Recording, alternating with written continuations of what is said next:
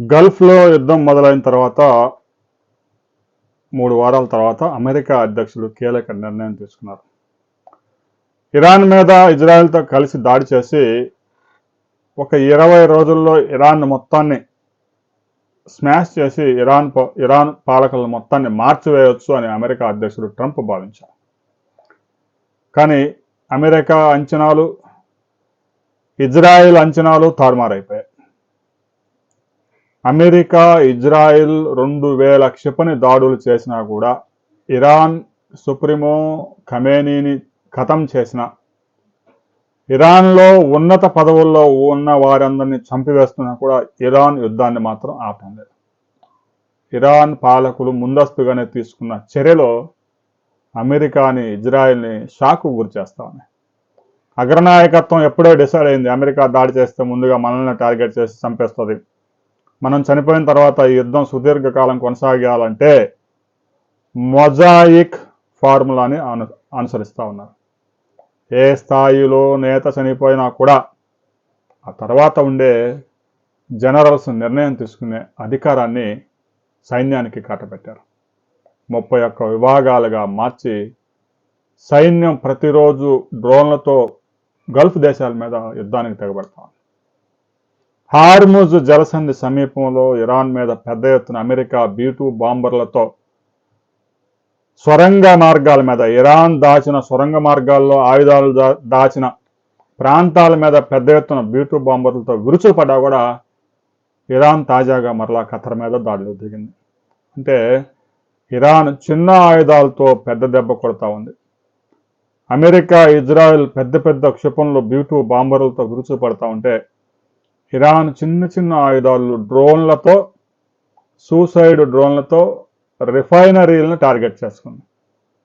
Refinery మీద చిన్న bomb లాంటిది డ్రోన్ గనక వదిలితే ఆ రిఫైనరీ B-2 బాంబర్ కన్నా పెద్దగా పేలి తీవ్రమైన ఆస్తి నష్టానికి దారితీస్తాం.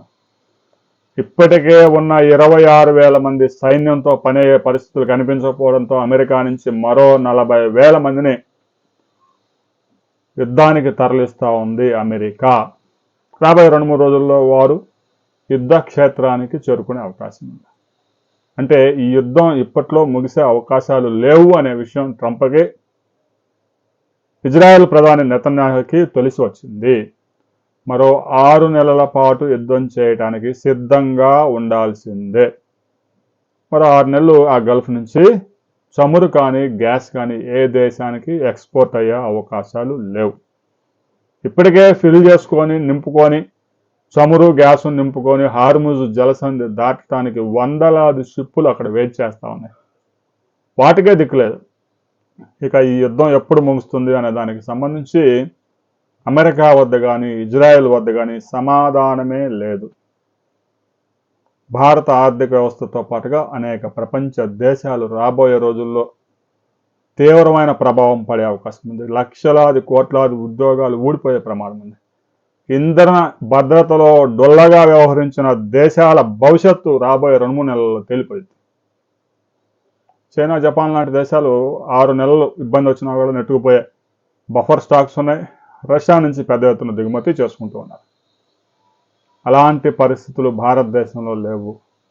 భారత ఇంధన భద్రత మీద కేంద్ర ప్రభుత్వం ఎప్పుడైనా దృష్టి సారించాలి. గల్ఫ్ నుంచి చమురు గ్యాస్ ఆగిపోతే భారత్ ఇలాంటి పరిస్థితుల్ని ఎదుర్కోవాలా? ఇంత అభివృద్ధి చెందుతూ, ఇంత వేగంగా అభివృద్ధి చెందుతూ రాబోయే రోజుల్లో ఈ యుద్ధం పోయినా మళ్ళీ తర్వాత యుద్ధం రాదని గ్యారెంటీ లేదు. ప్రతి 15 సంవత్సరాలకి గల్ఫ్లో మనం యుద్ధం చూస్తూనే ఉన్నాం. అందువల్ల భారత్ ఇప్పటికైనా ఇంధన భద్రత మీద గట్టి చర్యలు తీసుకోవాలి. అమెరికా పెద్ద ఎత్తున సైన్యాన్ని తరలిస్తూ ఉంది. రాబోయే 5-6 నెలల పాటు మాత్రం యుద్ధం కొనసాగే అవకాశం స్పష్టంగా కనిపిస్తూ ఉంది. దీనికి సంబంధించి మీ అభిప్రాయాలు కూడా కామెంట్ చేయండి. అమెరికా తీసుకున్న నిర్ణయం, ట్రంప్ తీసుకున్న నిర్ణయం సరైనదా కాదా అనే విషయాన్ని కామెంట్ చేయండి.